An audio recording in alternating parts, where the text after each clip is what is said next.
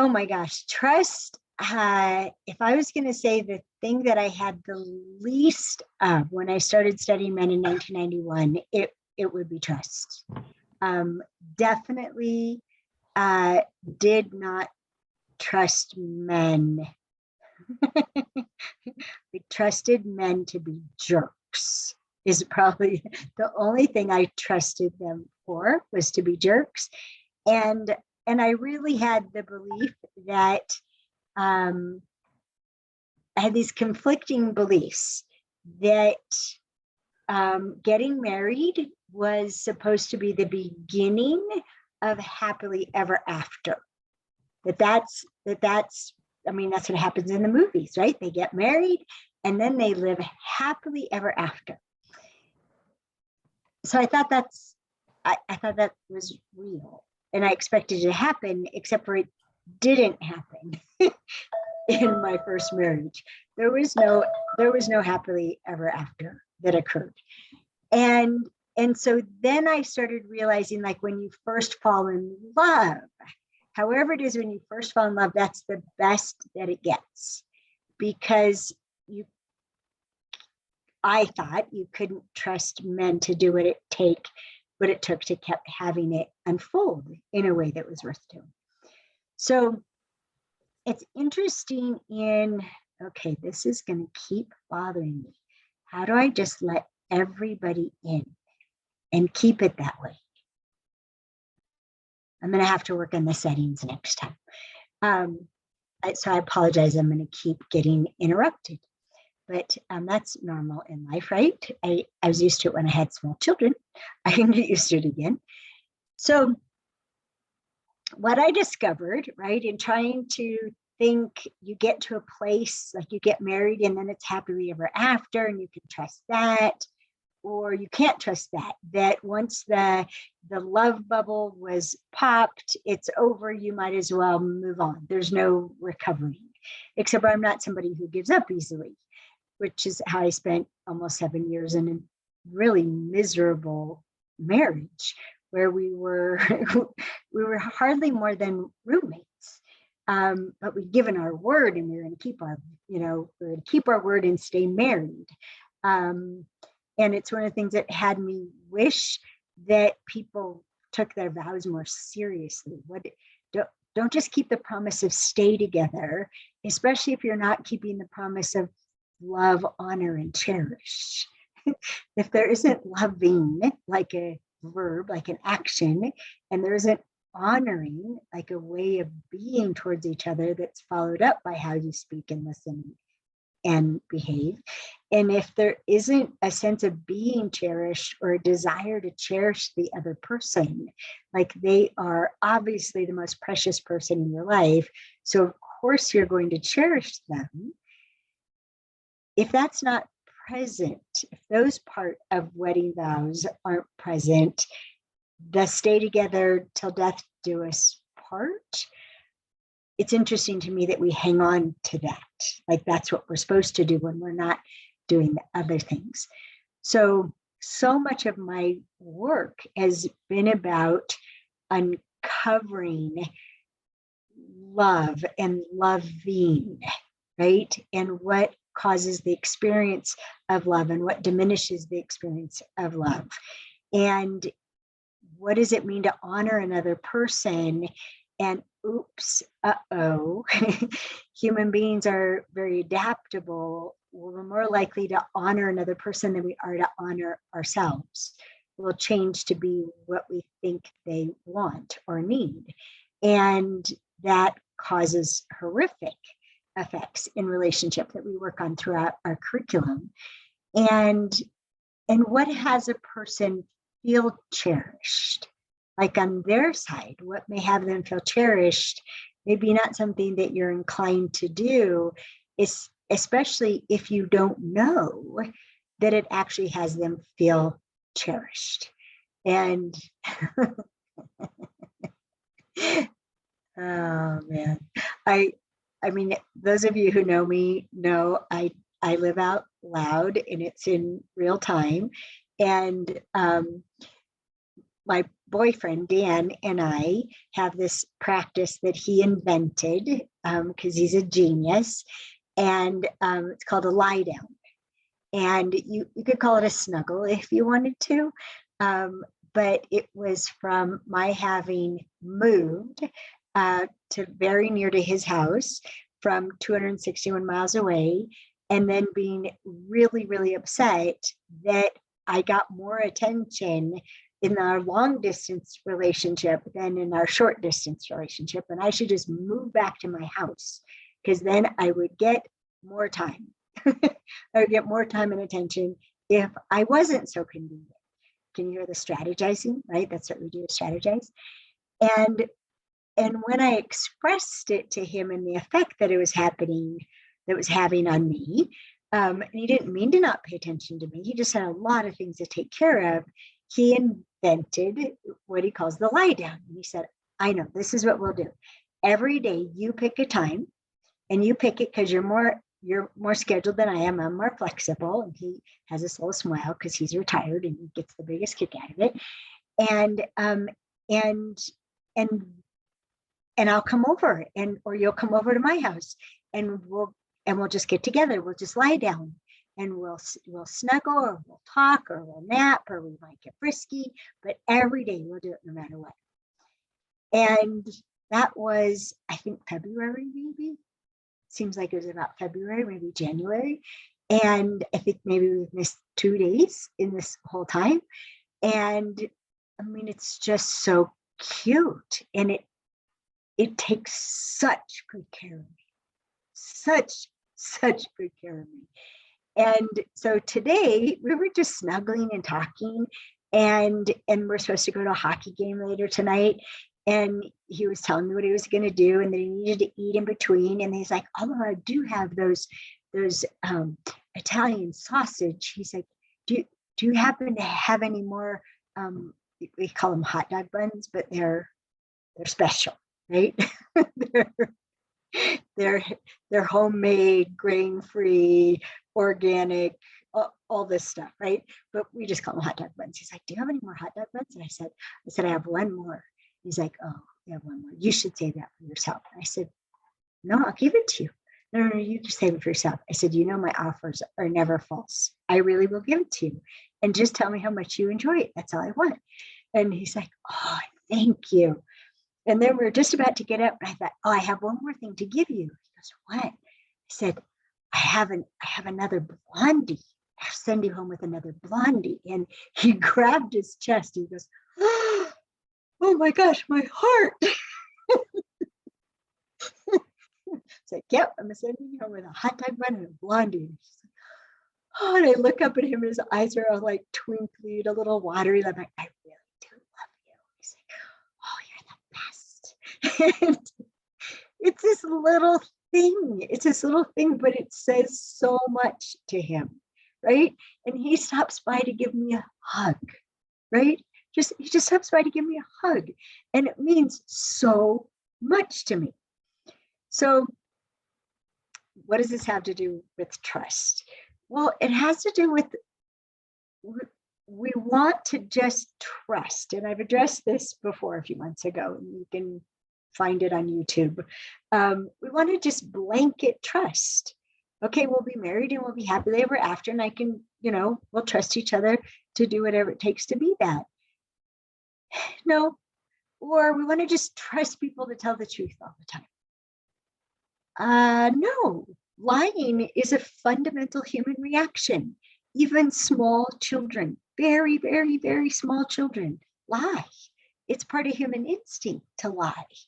Heck, my horse lies. Even at 6 months old, she was lying. So the things we want to trust people to not do, and we think that we ought to be able to trust them to not do, those are the things that we're going to end up in trouble. We're going to end up struggling with, and especially flip it, if you will. Think of the things that people have wanted to trust you to do or not do. In other words, they expected of you. They have this expectation that you're going to behave in a certain way or not behave in a certain way. And you find out that they expected that when you fail.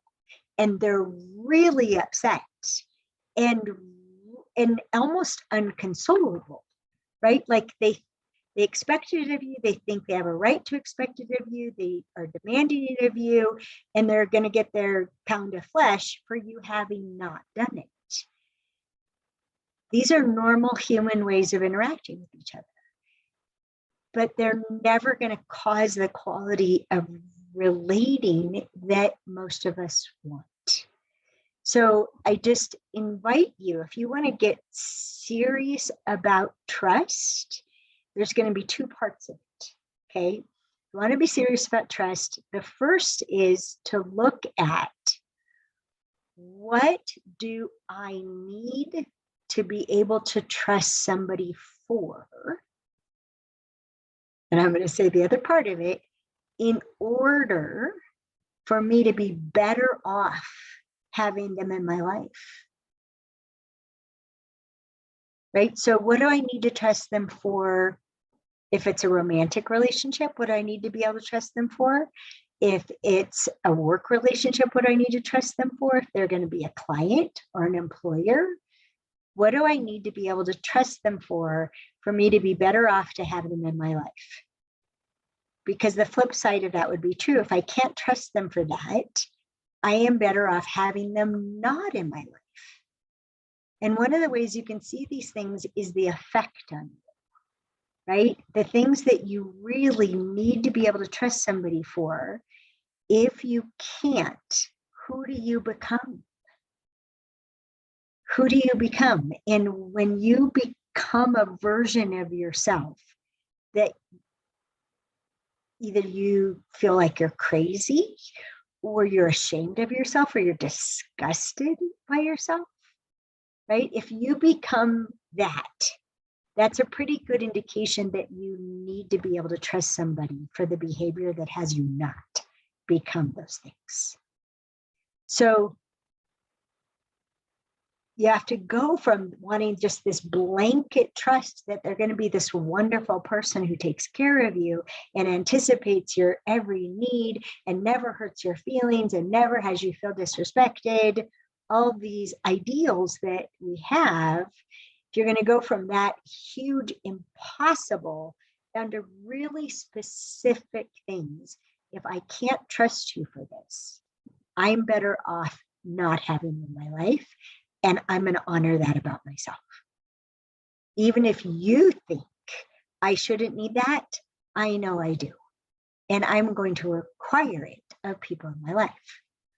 So, and I really mean specific. Like, for example, lying is such an instinctual response, and truth is one of my highest values.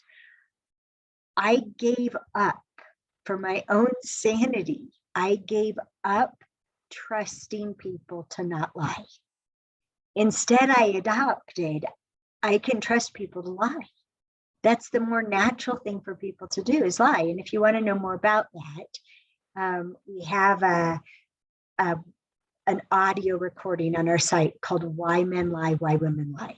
If you want to really get a grip on lying and honesty, listen to that. I'm not going to try to recreate it. I spend a couple hours on it.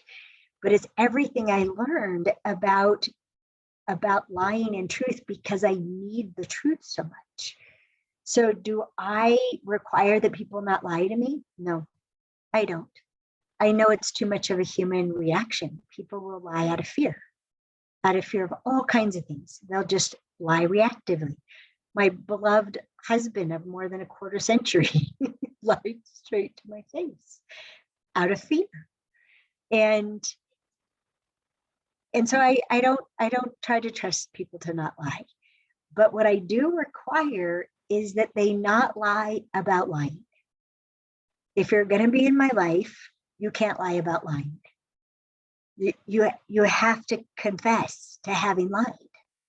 And if I find out that you lied about lying or didn't confess to having lied, then it's over. We're just not going to do this. I have fired people in my company who were the top producers in my company have been fired for lying about lying.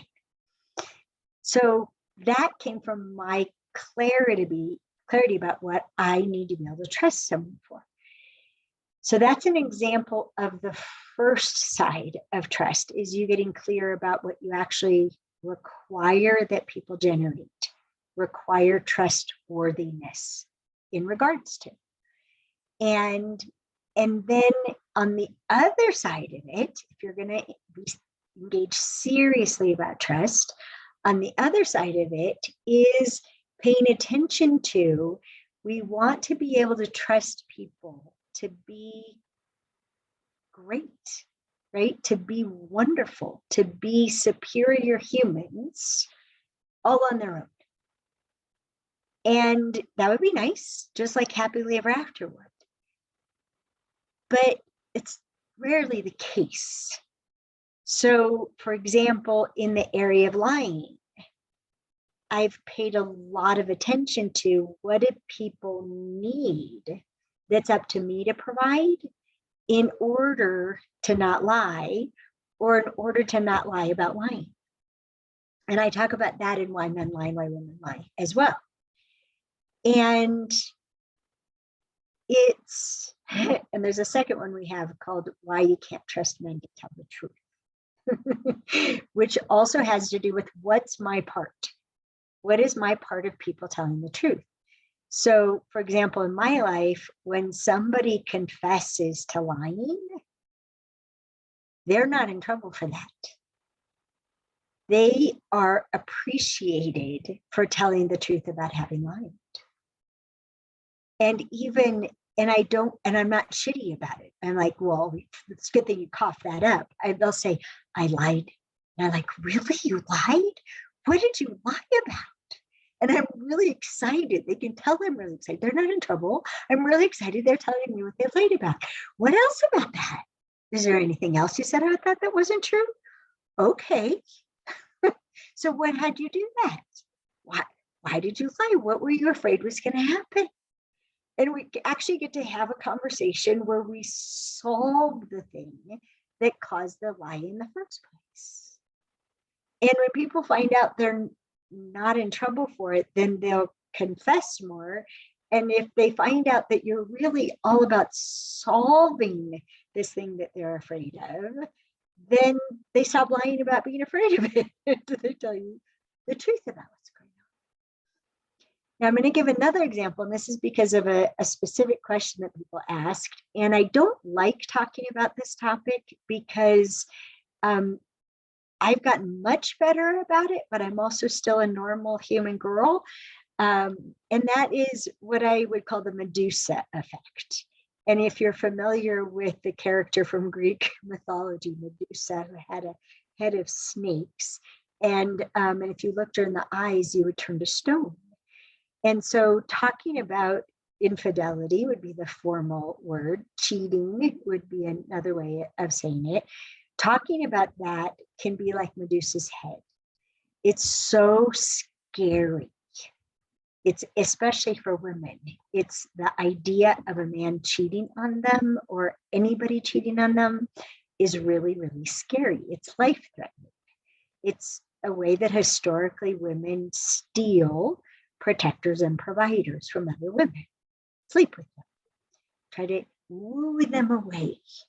And so this is a scary topic, but I'm going to go here because there were so many questions about it. And again, if the first side of this is looking at what do you need, right? So even though I think polyamory, for example, can be this amazing thing, and I admire people who do it well, it's not for me. It's not just not for me. I need monogamy. I need monogamy, and I need sexual fidelity. I need that. Why? Because I don't want to spend any energy on dealing with the consequences of that. I have too much that I'm up to in my life for the crazy that makes me. No, as I said to my husband, I'm not, if you ever cheat on me, know that our relationship is over in that moment. Even if I find out about it years later, it's over in that moment, because I'm not going to be the kind of person that gets over it. I'm not working on that, not in this lifetime. And okay, so what is your requirement? And then on the other side of it, okay, so what is my part? What is my part? So, for example, in understanding sex and intimacy, we have a section, we have two sections back to back. One section is pornography, because many women consider engaging in pornography to be a kind of cheating. And the other section is infidelity. And we take about an hour in understanding sex and intimacy to illuminate what causes people to be unfaithful, and especially to be sexually unfaithful. And one of the most surprising things to me when I was studying this, I don't even remember what year it was. It was in the 2000s that I finally took it on. What was the most surprising to me is how much sexual infidelity wasn't about a lack of sex. It wasn't that there wasn't sex in their relationship with their girlfriend or with their wife. That wasn't the reason that they cheated. It was because of other things that were missing that they got from another person. And one of the most predominant being admiration. Their wife or their girlfriend had sex with them, but they didn't admire them. They didn't admire them in other parts of their life, and they didn't admire them in bed. That's just one of the things that'll happen. Another is actual intimacy. I used to believe that men were incapable of intimacy and didn't care about intimacy, but they do. They care a lot about intimacy, and they have an incredible capacity for intimacy. But what it requires is an enormous amount of safety.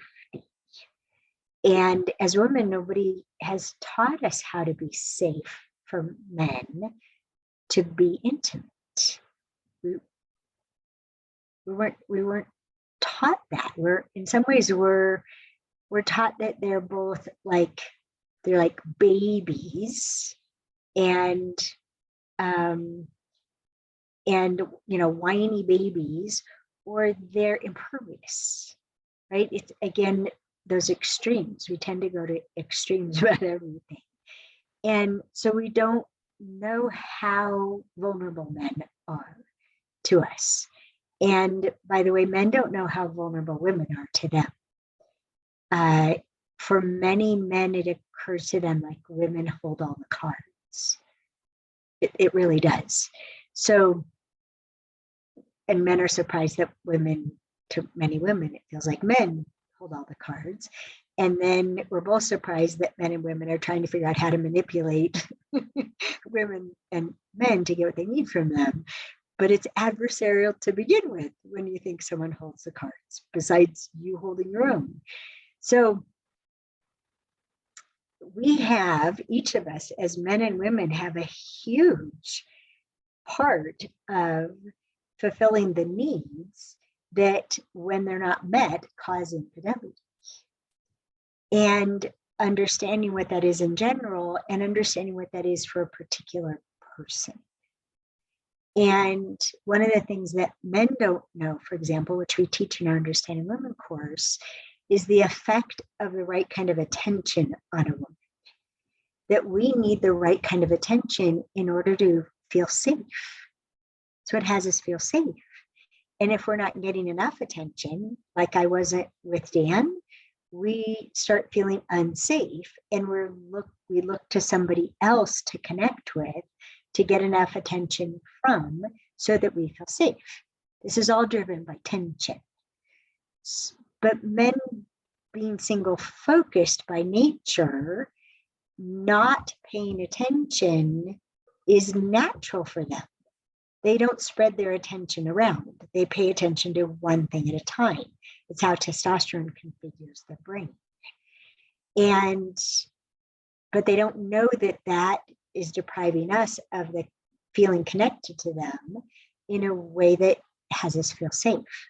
So men don't know that women cheat in order to feel safe, in order to get enough attention to feel safe. Or it may be to get enough attention in order to feel beautiful. They don't know we need to feel desirable. They don't know we need to know we're desired. Just as women don't know that men need to know they're desired. These are ways that we're actually not different. We need to be admired.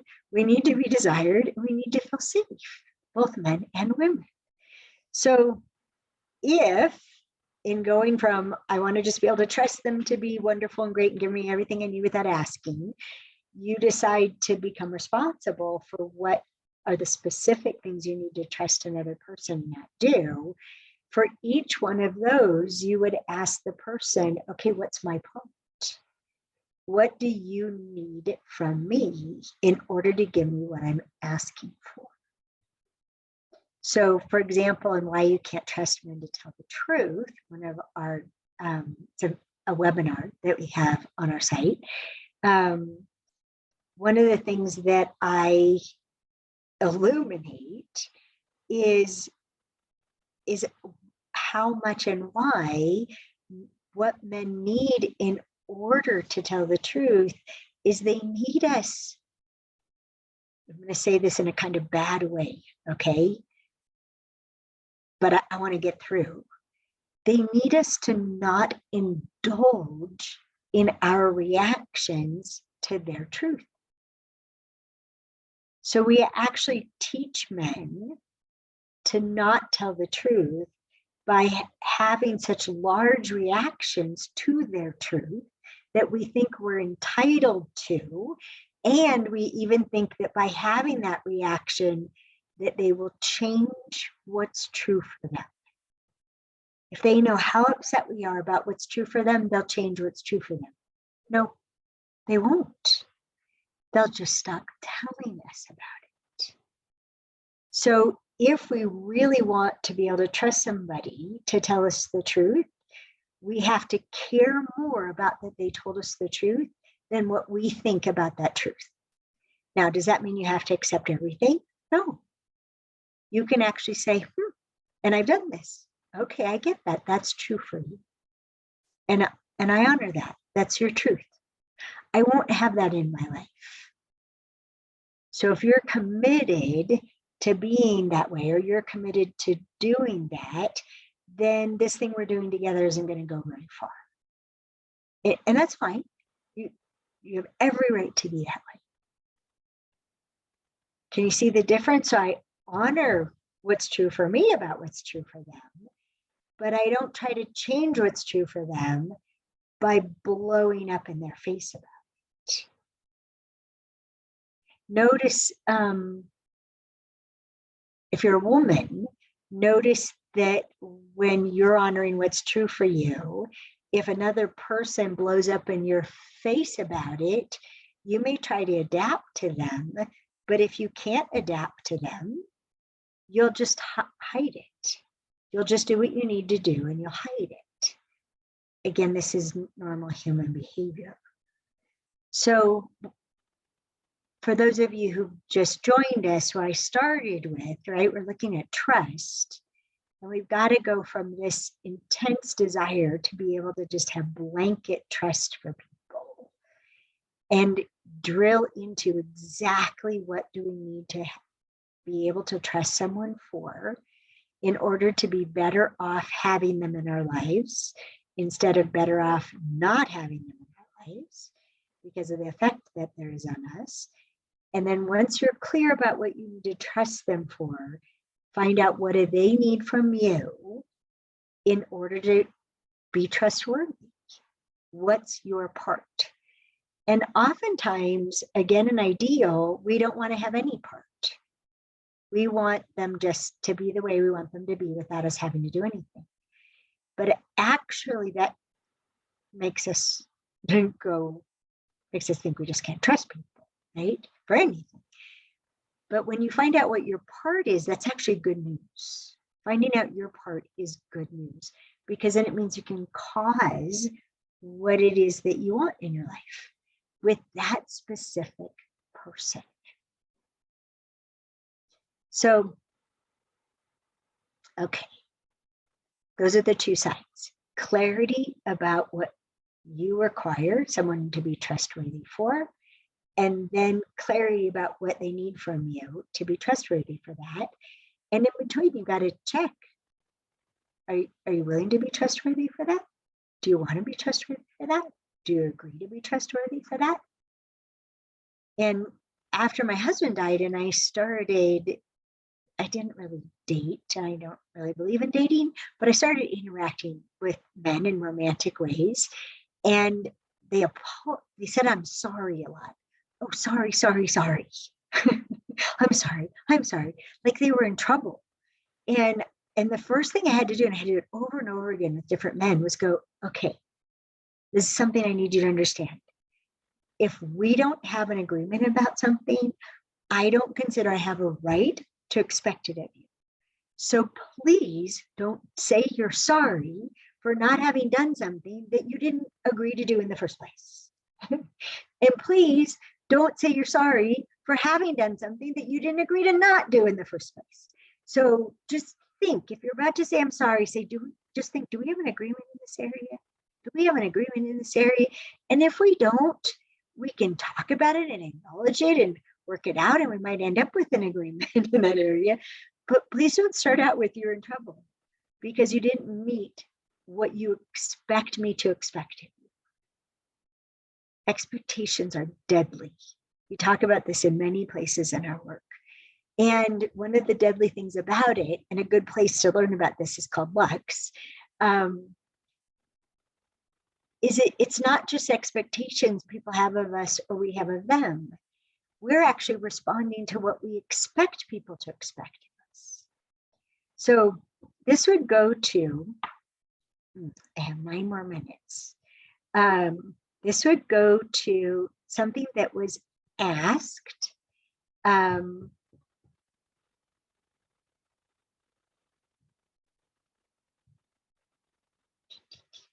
There's a couple things. I struggle trusting that the person I date really likes me. It says I feel myself in self-doubts. I'm not sure exactly why. So trusting that somebody likes you, I would invite you to look and see what do you need to feel liked? And ask for it. Being liked is one of the most important things that human beings need, both men and women. She likes me is one of the 12 things that makes a woman the right person to marry. She likes me. And like means to prefer. So when you like somebody, how they are is a way that you prefer someone be. It like tickles you that they're that way. Oh, I really like that. So one of the things that Greg and I did, and one of the things that Dan and I do, is we actually tell each other what we like about the other person. And sometimes they'll say, I love you. And he'll say, and I really, really, really like you. And some people would like think, oh, it'd be better if he said, I love you. Not to the girl in me, that he really, really, really likes me, that how I am and the nicknames he has for different parts of the way I am. Like sometimes he calls me Priscilla because I'm very precise. Okay, Priscilla. And from the very first conversation, you could tell, it's like, you're very precise. And I like that about you. And I'm not very precise. And I like that about me.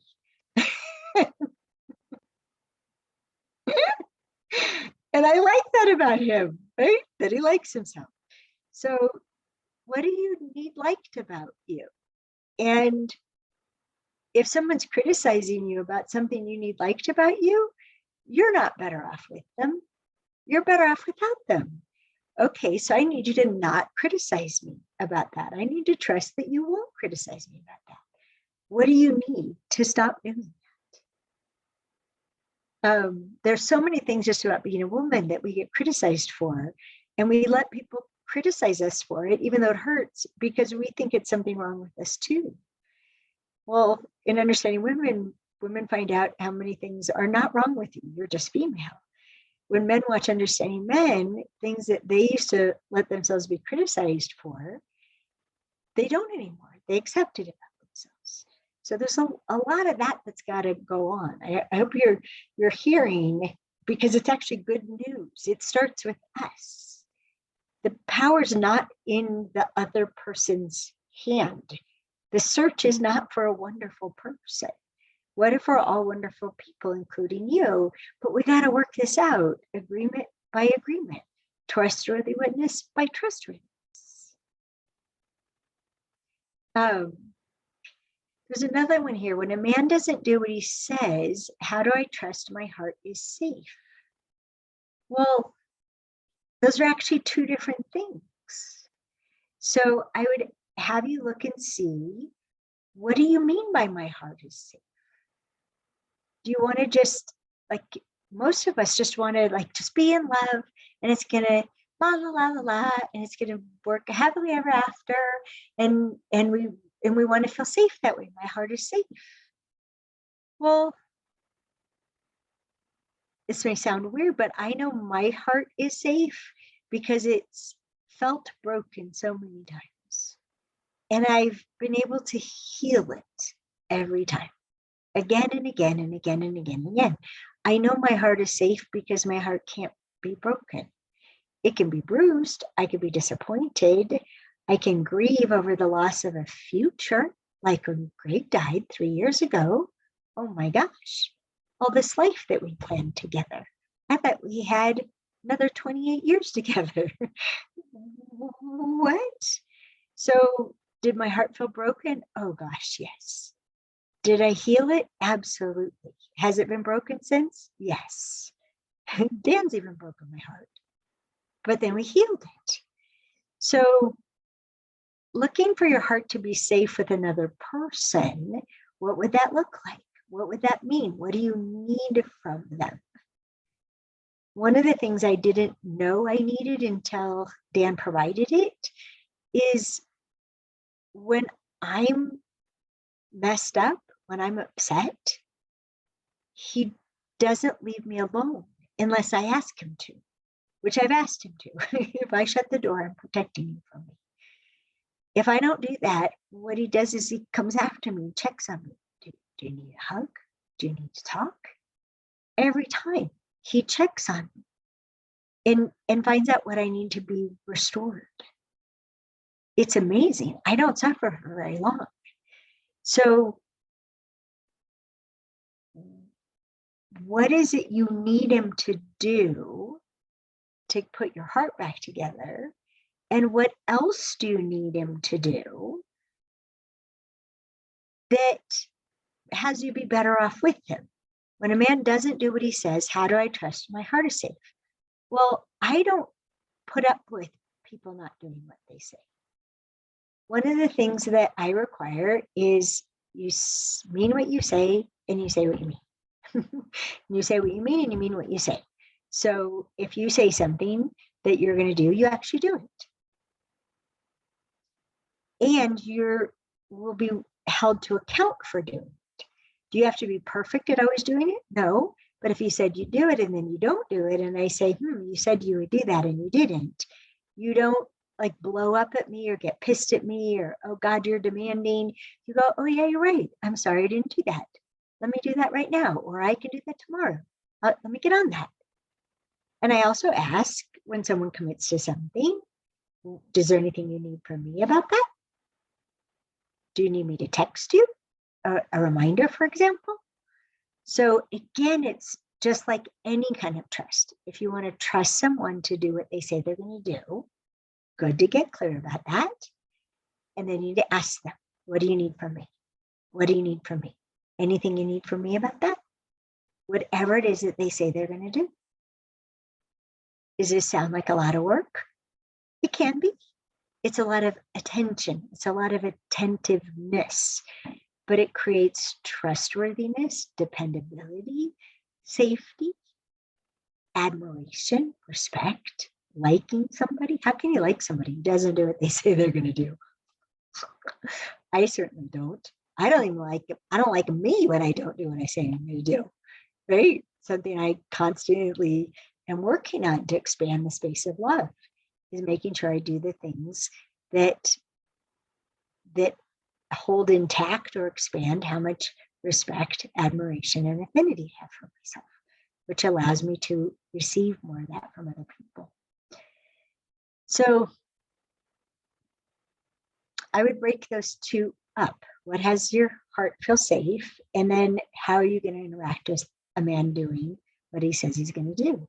And I recommend you interact with everybody that way, not just someone you're involved with romantically.